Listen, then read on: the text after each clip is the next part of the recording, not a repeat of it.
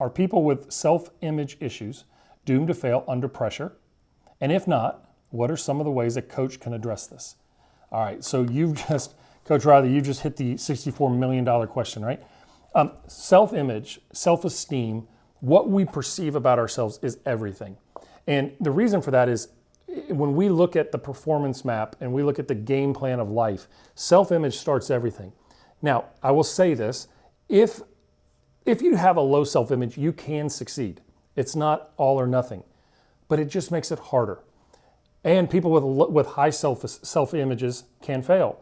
But it's really hard to do it over time if you have a low self-image. Where does low self-image come from? It comes from a lot of experiences in life, and it's sometimes understanding what you're capable of achieving. Some people just don't believe that they can be successful, so that becomes their self-image. But people with low self-image, when they get under pressure, they oftentimes lack the ability to stay focused, because you have to remember, under pressure, what happens is that it changes the way we think, the way we act, and the way that we engage with the challenge.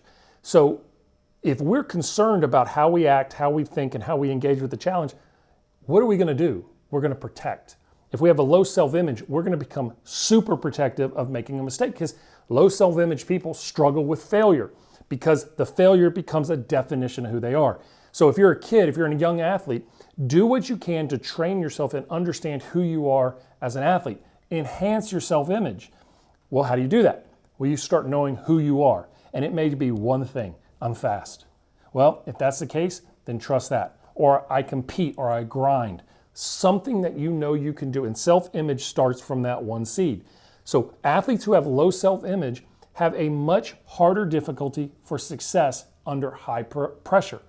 They don't have the resiliency and the grit, because both of those come from a positive self-image. People with low self-image have a hard time sticking with the challenge because they want to protect themselves. They have to get out of that stressful environment because they don't believe that they can persist and be successful. So get yourself and understand how to grow your self-image. A couple things that you can do, like I said, is write things down every single day. That's why journaling is so important. Look, if you don't journal, you are creating a pathway of failure because you don't know who you are.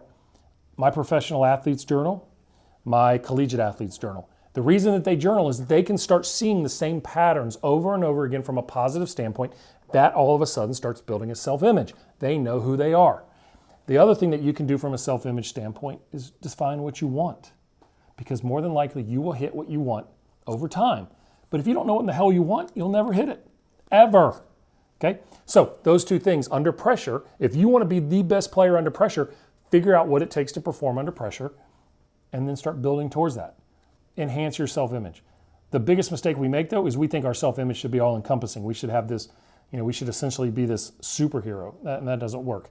Even Batman had doubts. I had a coach a long time ago tell me, think like Superman, right? Well, Superman is strong, but he has kryptonite that knocks him down. The problem with Superman is he came from another planet. I like my athletes to think more like Batman. Batman is a pretty flawed dude. He's rich but doesn't like it. He lost his parents young and he's angry. And the reason that he serves the role he serves, and if you watch all the Dark Knight movies, they're brilliant because they really get into the psychology of human behavior, is that he is angry with the role he has. He doesn't want to serve the position that he does, but he's so sick and tired of the negativity and the trauma that's going on in life that he's willing to focus on that. But Batman has no superhero skills. He has zero. But what he has are tools. And so when he's in the moment of playing that role and playing Batman, he trusts his tools to defeat evil. Well, evil for us is the challenges and the doubts that we have in our life. So you have to think like Batman. Batman has doubts. He's miserable. He regrets what he does. He's sad about what he has to do. But he focuses on using his tools to defeat the people in front of him. If you think like Batman, you'll probably enhance your self-image to be ready for pressure situations.